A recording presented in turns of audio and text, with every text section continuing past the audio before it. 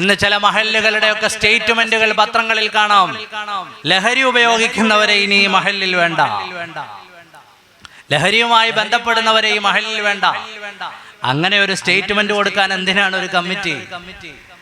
മറിച്ച് ലഹരി ഉപയോഗിക്കുകയോ അതിലേക്ക് വീണുപോവുകയോ അത്തരം ചതിക്കുഴികളിൽ പെട്ടുപോവുകയോ ചെയ്യുന്നവരെ കൈപിടിക്കാൻ ഒറ്റക്കെട്ടായിട്ടാണ് മഹല്ലുകൾ മുന്നോട്ട് വരേണ്ടത്. ലഹരി ഉപയോഗിക്കുന്ന ആളുകളെ ഇനി വേണ്ടാന്നൊരൊറ്റ വരി പത്രപ്രസ്താവന കൊടുത്താൽ നമ്മുടെ ഉത്തരവാദിത്തം തീർന്നുപോയി എന്നാണ് ആരാണ് പറഞ്ഞത്? പല മഹല്ലുകളുടെയും വാർത്താക്കുറിപ്പുകളൊക്കെ കാണാം. ലഹരി ഉപയോഗിക്കുന്നവരെ ഇനി മഹല്ലിൽ വേണ്ട. അങ്ങനെ ഒരു വരി പ്രസ്താവന കൊണ്ടൊരു മഹല്ലിന്റെ ഉത്തരവാദിത്തം തീർന്നു പോകില്ല. മറിച്ച് ആ മഹല്ലത്തിലെ എല്ലാ ജനങ്ങളെയും ചേർത്ത് പിടിക്കുമ്പോഴാണ്, നാം ജീവിക്കുന്ന സമൂഹത്തെ ചേർത്ത് പിടിക്കുമ്പോഴാണ് അവർക്ക് വേണ്ടത് ആവശ്യമായ സമയത്ത് നിർവഹിച്ചു കൊടുക്കാൻ കഴിയുമ്പോഴാണ് മഹല്ല് കമ്മിറ്റികൾ ഉത്തരവാദിത്തം പൂർത്തിയാക്കുക. രണ്ടുവരെ പ്രസ്താവന കൊടുത്താൽ പിറ്റേന്ന് സോഷ്യൽ മീഡിയ കൈയടിക്കും. അതുകൊണ്ട് ലഹരി ഉപയോഗിക്കുന്നവരെ ഇനി വേണ്ടാന്ന് എല്ലാ പത്രങ്ങളിലും കൊടുക്കുക. അള്ളാഹുവിന്റെ റസൂലിന്റെ മുമ്പിലേക്ക് ചിലർ വന്നിട്ട് പറഞ്ഞു, സ്വല്ലല്ലാഹു അലൈഹി വസല്ലം, ഞങ്ങൾ മദ്യം ഉപയോഗിച്ചു, ലഹരി ഉപയോഗിച്ചു, അതിൽ നിന്ന് പുറത്തു വരാനുള്ള വഴി പറഞ്ഞു തരണം. ഒന്നും രണ്ടും തവണ പറഞ്ഞ സ്വഹാബത്തിനെ കാണാം. അവർക്ക് സ്നേഹമസൃണമായ ഉപദേശങ്ങളും നിർദ്ദേശങ്ങളും നൽകി. അങ്ങനെയല്ലേ വേണ്ടത്? നമ്മുടെ സമൂഹത്തിലെ കുഞ്ഞുങ്ങളെ കൈവിട്ടു കളഞ്ഞാൽ അവരെ കാത്തിരിക്കുന്ന എത്രയോ അപകടങ്ങളുണ്ട്, വിധ്വംസക ശക്തികളുണ്ട്, ലഹരി മരുന്ന മാഫിയകളുണ്ട്. സ്വന്തം മാതാപിതാക്കളെയും സഹോദരങ്ങളെയും പോലും ലൈംഗികമായി ഉപയോഗപ്പെടുത്തണമെന്ന് പഠിപ്പിക്കുന്ന നാസ്തിക മതങ്ങളുണ്ട്. അവരുടെ ഇടയിലേക്ക് നമ്മുടെ ഒരൊറ്റ കുഞ്ഞിനെയും നമ്മൾ എറിഞ്ഞു കൊടുക്കരുത്. നമ്മുടെ മഹല്ലത്തിൽ ഒരു കുട്ടി ലഹരി ഉപയോഗിച്ചല്ലെങ്കിൽ അതിൽ വീണുപോയാൽ അവനെ ചികിത്സിക്കാനുള്ള വകുപ്പുകൾ നമ്മൾ കണ്ടെത്തണം. ഏതൊരു രക്ഷകർത്താവിനും മഹല്ലത്തിലേക്ക് വന്ന് പറയാൻ പറ്റണം, എൻ്റെ മകനെ നിങ്ങളൊന്ന് നന്നാക്കി തരണം, അവന് ആവശ്യമായ നിർദ്ദേശങ്ങൾ വേണം, ഗൈഡൻസ് കൊടുക്കണം, അവന് വേണ്ട രീതിയിലുള്ള ചികിത്സ നൽകാനുള്ള വഴികൾ തുറന്നു തരണം.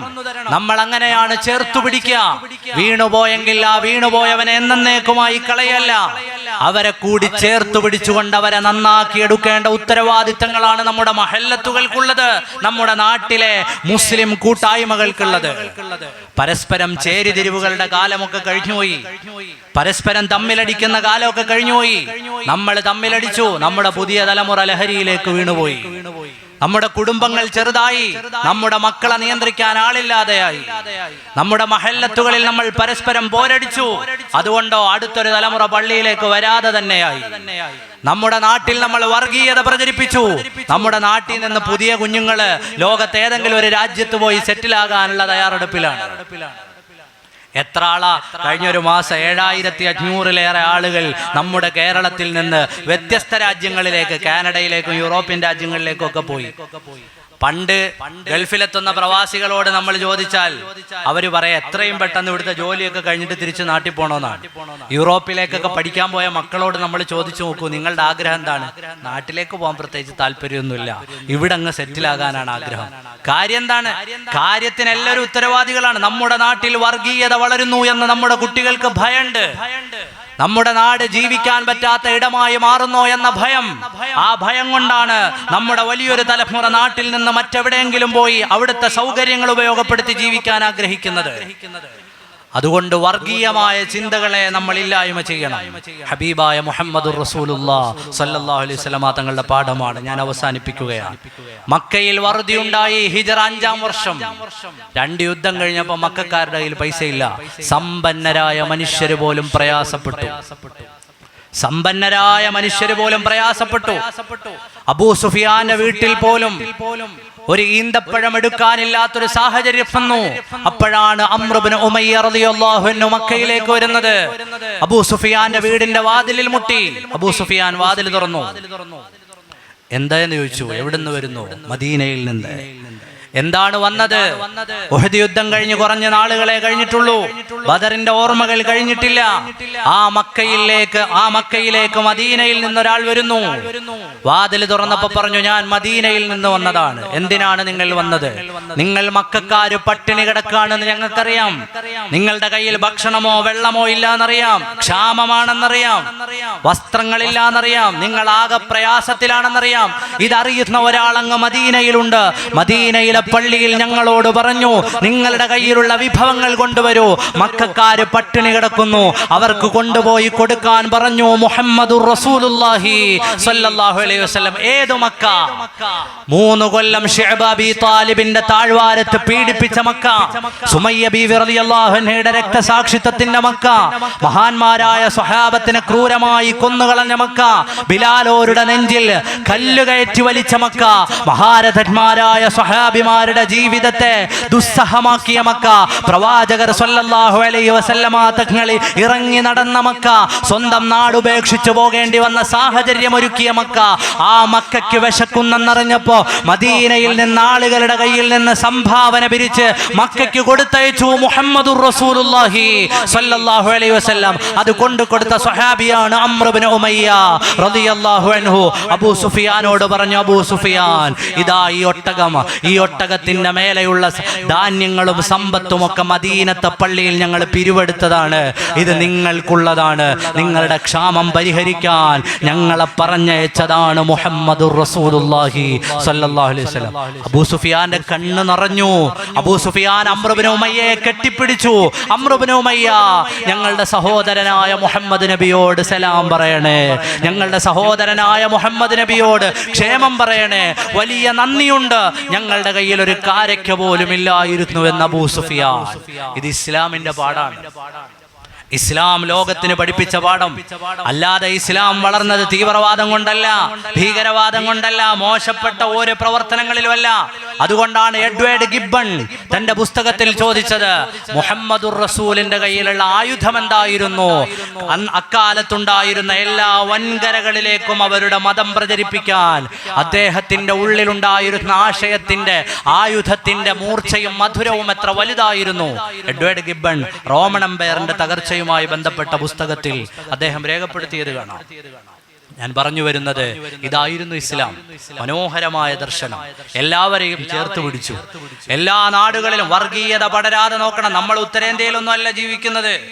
ഉത്തരേന്ത്യൻ ഗ്രാമങ്ങളിൽ മുസ്ലിങ്ങൾ ഒരു സ്ഥലത്ത്, ഹിന്ദുക്കൾ മറ്റൊരു സ്ഥലത്ത്, ഗോത്രങ്ങൾ, മുതിർന്ന ഉയർന്ന വിഭാഗങ്ങൾ വേറൊരു സ്ഥലത്ത്, അങ്ങനെയൊക്കെ വ്യത്യസ്ത തട്ടുകളായി ജീവിക്കുന്ന ജീവിത സാഹചര്യങ്ങളിൽ കലാപങ്ങൾ ഉണ്ടാവും. പക്ഷേ നമ്മൾ അങ്ങനെയല്ല. ഒരു വീടിന്റെ വാതിൽ തുറന്നിറങ്ങിയാൽ നമ്മൾ നമ്മുടെ ഹൈന്ദവ സഹോദരങ്ങളെ കാണും. നമ്മുടെ നാടുകളിൽ ക്രൈസ്തവ ദേവാലയങ്ങൾ കാണും. നമ്മൾ തോളോട് തോളുരുമ്മി ജീവിക്കുന്ന ഒരു സമൂഹമാണ്. ആ സമൂഹത്തിന്റെ ഇടയിൽ ഛിദ്രതകൾ ഉണ്ടാവാൻ പാടില്ല, വർഗീയത ഉണ്ടാവാൻ പാടില്ല. ഉണ്ടാക്കാനാണ് ആളുകൾ ശ്രമിക്കുന്നത്. ഉണ്ടാകരുതേ എന്ന് പ്രാർത്ഥിക്കുകയും ഉണ്ടാകാനുള്ള വഴികളെ അടയ്ക്കുകയും ചെയ്യേണ്ടത് നമ്മുടെ കടമയാണ്. നമ്മുടെ പാർലമെന്റിന്റെ പുതിയ ഉദ്ഘാടന വേളയിൽ പുതിയ പാർലമെന്റ് ഉദ്ഘാടനം ചെയ്തപ്പോൾ എല്ലാ എംപിമാർക്കും നമ്മുടെ ഭരണഘടനയുടെ ഒരു കോപ്പി കൊടുത്തു. ഭരണഘടനയുടെ കോപ്പി തുറന്ന് അതിന്റെ പ്രിയാമ്പിള് വായിക്കുമ്പോൾ അതിൽ 2 വാക്കുകളില്ല. ഭരണഘടനയിൽ ഒരു കുത്തോ കോമയോ ഒരു വാക്കോ നീക്കം ചെയ്യണമെങ്കിൽ അതിന് ശരിയായ ചിട്ടവട്ടങ്ങളുണ്ട്, റൂൾസ് ഉണ്ട്. എല്ലാവരും ചേർന്നിരുന്ന് തീരുമാനിച്ച് ആലോചിക്കേണ്ട, തീരുമാനമെടുക്കേണ്ടതാണ്. ഇന്ത്യയുടെ ഭരണഘടനയെ കുറിച്ചാണ് ഞാൻ പറയുന്നത്. ഇന്ത്യൻ ഭരണഘടന, ആ ഭരണഘടനയുടെ പുതിയൊരു കോപ്പി പുതിയ പാർലമെന്റ് ഉദ്ഘാടന വേദി കൊടുത്തപ്പോ എംപിമാർക്കൊക്കെ കൊടുത്ത കോപ്പിയിൽ 2 വാക്കില്ല. അപ്പൊ നമ്മൾ വിചാരിക്കുക അച്ചടിപ്പിശകാണ്. അങ്ങനെ ഉണ്ടല്ലോ, ചില സാധനങ്ങളിൽ അച്ചടിപ്പിശകുകൾ വരും. അച്ചടിപ്പിശാച്ച് എന്ന് ചില ആളുകൾ പറയും.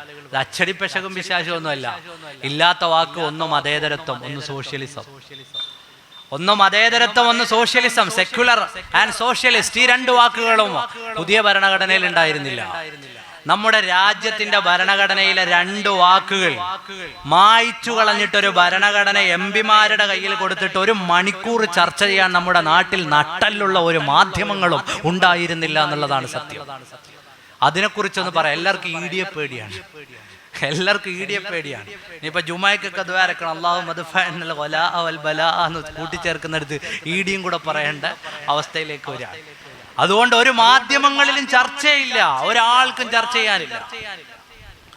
അപ്പോ ഈ മതേതരത്വവും മനുഷ്യർ തമ്മിലുള്ള ബന്ധങ്ങളും ഒക്കെ ഇവിടെ തകർന്ന് തരിപ്പണാകണം. എങ്കിലേ നമ്മുടെ അജണ്ടകൾ നടക്കൂ എന്ന് വിചാരിക്കുന്നവരുടെ ഇടയിൽ മാനവികമായ സന്ദേശങ്ങൾ ഉയർത്തി ജീവിക്കേണ്ടവരാണ് മുസ്ലിങ്ങൾ.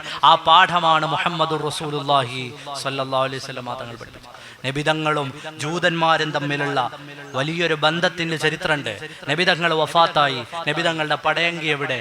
ഒരു ജൂതന്റെ വീട്ടിൽ പണയത്തിലായിരുന്നു. സീറകൾ മറിച്ചു നോക്കും. ഒരു ജൂതന്റെ വീട്ടിൽ പണയത്തിലായിരുന്നു നബിതങ്ങളുടെ പടയങ്കി. ആ പടയങ്കിയെ സ്വഹാബത്താണ് പിന്നീട് വീണ്ടെടുത്തത്. അതായത് മുസ്ലിങ്ങളുടെ നേതാവിന്റെ പടയങ്കി പണയം അവിടെ മുതലാളിമാരായ മുസ്ലിങ്ങളൊന്നും ഇല്ലാഞ്ഞിട്ടല്ല. അബ്ദുറഹ്മാൻ ഇബ്നു ഔഫ് റളിയല്ലാഹു അൻഹു മദീനയിലെ മുതലാളിയാണ്. പക്ഷേ നബിതങ്ങളുടെ പടയങ്കി പണയം വെച്ചത് ഒരു ജൂതന്റെ വീട്ടിലാണ്. അത് വെക്കാൻ നബി സല്ലല്ലാഹു അലൈഹി വസല്ലം തങ്ങൾക്ക് യാതൊരു മാനസികമായ പ്രയാസം ഉണ്ടായിരുന്നില്ല. എന്നാൽ ഇത് മുസ്ലിങ്ങളുടെ നേതാവിൻ്റെതാണല്ലോ, ഇതിന് കൊടുത്ത പൈസ തിരിച്ചു കിട്ടുമോ, അങ്ങനെ ഒരു ചിന്തയും അവിടുത്തെ ജൂതന്മാരുടെ ഇടയിൽ ഉണ്ടായില്ല. പ്രിയപ്പെട്ട മുഅ്മിനീങ്ങളെ, വർഗീയതകൾ പടരാതെ സാമൂഹികമായ വിപത്തുകളിൽ നിന്നൊക്കെയും നമ്മുടെ സമൂഹത്തെ കാത്തുരക്ഷിക്കേണ്ട ഉത്തരവാദിത്തം നമുക്ക് എല്ലാവർക്കും ഉള്ളതാണ്. എല്ലാവരും ആ ഉത്തരവാദിത്തത്തിന്റെ ഭാഗമാകണം. ഞാൻ ഈ പറഞ്ഞു വന്നതിൽ ഒരു പോയിന്റ് കൂടി ആഡ് ചെയ്ത് ഇൻഷാ അല്ലാഹ് നമ്മുടെ പ്രഭാഷണം ഇവിടെ അവസാനിക്കും. അള്ളാഹു നമ്മെ എല്ലാവരെയും കബൂലാക്കുമാറാകട്ടെ. നമ്മുടെയൊക്കെ നാട്ടിൽ ഒളിച്ചോട്ടങ്ങൾ നടക്കാറുണ്ട്. ഒളിച്ചോട്ടം എന്ന് കേട്ടാൽ, ഒരു പെൺകുട്ടി ഒളിച്ചോടി, ഒരു പയ്യൻ ഒളിച്ചോടി പോയി എന്ന് കേട്ടാൽ നമ്മളൊക്കെ ചെയ്യുന്ന മിനിമം കാര്യം എന്തൊക്കെയാണ്? വാട്സപ്പിലിടും, അല്ല കിട്ടാവുന്ന ഗ്രൂപ്പിലൊക്കെ ഇടും. ഇന്ന വീട്ടിൽ നിന്ന്, ഇന്ന മഹലിൽ നിന്ന്, ഇന്ന കുടുംബത്തിൽ നിന്ന് ഇന്ന ആള് ഒളിച്ചോടി. നമ്മുടെ രക്തമൊക്കെ ഇങ്ങനെ തിളച്ചു വന്നിട്ട് ലാസ്റ്റ് ഒരു ഡയലോഗുണ്ട്, എവിടെങ്കിലും പോയോ അവനൊക്കെ നശിച്ചു പോട്ടെ എന്ന് പറയും. ഇതിനപ്പുറം നമ്മളൊക്കെ എന്ത് ചെയ്തിട്ടുണ്ട്? ആലോചിച്ചു. നമ്മുടെ നാടുകളിൽ നിന്ന്, സമൂഹത്തിൽ നിന്നൊക്കെ പെൺകുട്ടികളോ ആൺകുട്ടികളൊക്കെ ഒളിച്ചോടി പോകുമ്പോൾ, അല്ലെങ്കിൽ നമ്മൾ പറയും അതിൽ അവരുടെ അജണ്ടയാണ്, ഇവരുടെ അജണ്ടയാണ്, മറ്റവരുടെ അജണ്ടയാണെന്ന് പറയും. കുറെ ചർച്ച ചെയ്യുമെന്നല്ലാതെ അടുത്തൊരു കാര്യം നടക്കാതിരിക്കാൻ നമ്മൾ എന്ത് ചെയ്തിട്ടുണ്ട്? നമ്മുടെ മക്കളെ, നമ്മുടെ സമൂഹത്തെ എങ്ങനെ നമ്മൾ സമുദ്ധരിച്ചിട്ടുണ്ട്? ആലോചിച്ച് നോക്കൂ. മഹല്ലത്തുകളിൽ ഒളിച്ചോട്ടം നടക്കുന്നുണ്ട്, എങ്ങനെ സമുദ്ധരിച്ചു? നമ്മുടെ നാടുകളിലെ ജുമുഅ പ്രസംഗങ്ങൾ അത് കേൾക്കുന്ന ആളുകൾ വളരെ കുറവ്. ആദ്യം പള്ളി വരുന്ന ആളുകളൊക്കെയാണ് അത് കേൾക്കുക. അതുപോലും എത്താത്ത ആളുകളുണ്ട്. എങ്ങനെയാണ് സമുദ്ധരിച്ചത്? നമ്മുടെയൊക്കെ നാടുകളിൽ ചെയ്യേണ്ട ഒരു വലിയൊരു കാര്യമാണ്, നമ്മുടെ നാട്ടിലെ പെൺകുട്ടികൾ, ആൺകുട്ടികൾ, അവരെ നമ്മുടെ കുടുംബത്തെക്കുറിച്ച്, നമ്മുടെ സമൂഹത്തെക്കുറിച്ച്, നമ്മുടെ മഹല്ലത്തുകളെ കുറിച്ച് നല്ല അഭിമാനമുള്ളവരാക്കി മാറ്റുക. കുടുംബ സംഗമങ്ങൾ വിളിക്കുക. ഞാനിപ്പോ ഇങ്ങനെ ചോദിച്ചാൽ നിങ്ങൾക്കൊക്കെ കുടുംബ പേര് പറയണ്ടോ? ഞാൻ ഇന്നാലിന്ന കുടുംബത്തിലെ അംഗമാണെന്ന്. മൂത്താപ്പമാരെ, കൊച്ചാപ്പമാരെയൊക്കെ ചിലപ്പോൾ നമുക്കറിയാം. നമ്മുടെ താഴെയുള്ള കുട്ടികൾക്കോ ആരെ അറിയാം? ഇന്ന കുടുംബത്തിലെ ഇന്ന വലിയ കാരണവരാണായിരിക്കുന്നതെന്ന് പറയാൻ ആർക്കറിയുന്നത്? താഴെയുള്ള ആൾക്ക് മേലെയുള്ള ഒന്നോ രണ്ടോ, അവരുമായി വളരെ അടുത്ത് നിൽക്കുന്ന ഒന്ന് രണ്ടു പേരെ അല്ലാതെ വേറെ ആരെ അറിയില്ല. അടുത്ത് നിൽക്കുന്ന ഒന്ന് രണ്ടു പേരെ അല്ലാതെ വേറെ ആരെ അറിയാം? ആരെ അറിയില്ല. ആ കുഞ്ഞുങ്ങളുടെ ജീവിതത്തിൽ അവരുടെ കുടുംബം എന്ന് പറഞ്ഞാൽ അവർ താമസിക്കുന്ന ഒരു വീടും വാപ്പയും രണ്ട് കുഞ്ഞുങ്ങളും അടങ്ങുന്ന ഒരു ചെറിയ സംവിധാനമാണ്. അവർക്ക് മഹല്ലത്തിനെ കുറിച്ച് അറിയില്ല, മുസ്ലിം ഉമ്മത്തിനെ കുറിച്ച് അറിയില്ല. നമ്മൾ ജീവിക്കുന്ന കമ്മ്യൂണിറ്റി, നമ്മുടെ കുടുംബം, അതിന്റെ വലിപ്പം, ഞങ്ങൾ കായംകുളത്തെ വലിയ കുടുംബക്കാരാണ് എന്ന് നമ്മുടെ കുഞ്ഞുമക്കളോട് നമ്മൾ പറഞ്ഞു കൊടുത്തിട്ടില്ല. അതിനെന്തു വേണം? നമ്മുടെ നാടുകളിൽ എന്റെ ശബ്ദം കേൾക്കുന്ന കാരണവന്മാരോട്, ചെറുപ്പക്കാരോട് എനിക്ക് പറയാനുള്ളത്, നിങ്ങൾ മുൻകൈയെടുത്ത് കുടുംബ സംഗമങ്ങൾ വിളിക്കണം. കുടുംബ സംഗമങ്ങൾ വിളിക്കണം. എന്നിട്ട് പറഞ്ഞു കൊടുക്കണം, മക്കളെ, നമ്മൾ ഇന്നാലിന്ന കുടുംബത്തിലെ അംഗങ്ങളാണ്. ദാ ഈ ഇരിക്കുന്നതൊക്കെ നിങ്ങളുടെ മൂത്താപ്പമാരാണ്. നിങ്ങൾക്ക് എന്തെങ്കിലും ഒരു പ്രയാസം വന്നാൽ അത് പരിഹരിക്കാൻ ഇത്രയൊരു കുടുംബം നിങ്ങളുടെ കൂടുണ്ട്.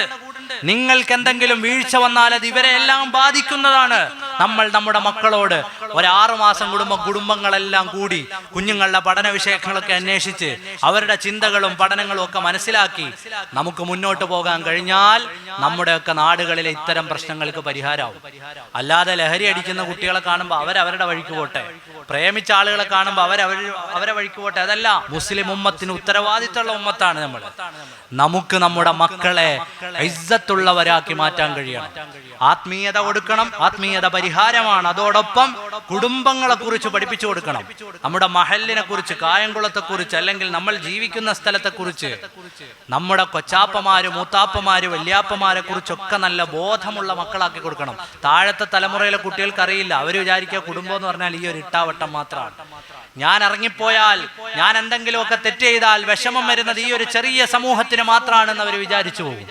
മറിച്ച് അവരെ ഇസ്സത്തുള്ള മക്കളാക്കി വളർത്തിയെടുക്കുക എന്നുള്ള ദൗത്യം നമുക്കെല്ലാവർക്കും ഉണ്ടാകണം. ഇസ്ലാം നമുക്ക് നൽകിയത് ഇസ്സത്താണെന്ന് സയ്യിദുനാ ഉമർ ഇബ്നുൽ ഖത്താബ് റളിയല്ലാഹു അൻഹു. അതുകൊണ്ടാണ് ഒരാളുടെ മുമ്പിൽ നമ്മൾ പതറാതെ നിന്നത്. നമ്മുടെ ഉള്ളിൽ ഇസ്ലാം ഉണ്ടായിരുന്നു. നമ്മളെക്കാൾ ആയുധമേന്തി വന്നവരുണ്ട്. കിസ്റയും കൈസറും പാഞ്ഞു വരുന്ന നേരത്തും നമ്മൾ പെടയാതിരുന്നത് ഞങ്ങൾ സാധാരണക്കാരല്ല, ഇസ്സത്തുള്ളൊരു മതത്തിന്റെ അനുയായികളാണെന്നുള്ള ചിന്തയുള്ളത് കൊണ്ടായിരുന്നു. ആ ഇസ്സത്ത് നമ്മുടെ എല്ലാവരുടെ ഉള്ളിലും നമ്മുടെ മക്കളുടെ ഉള്ളിലും ഒക്കെ ഉണ്ടാവണം.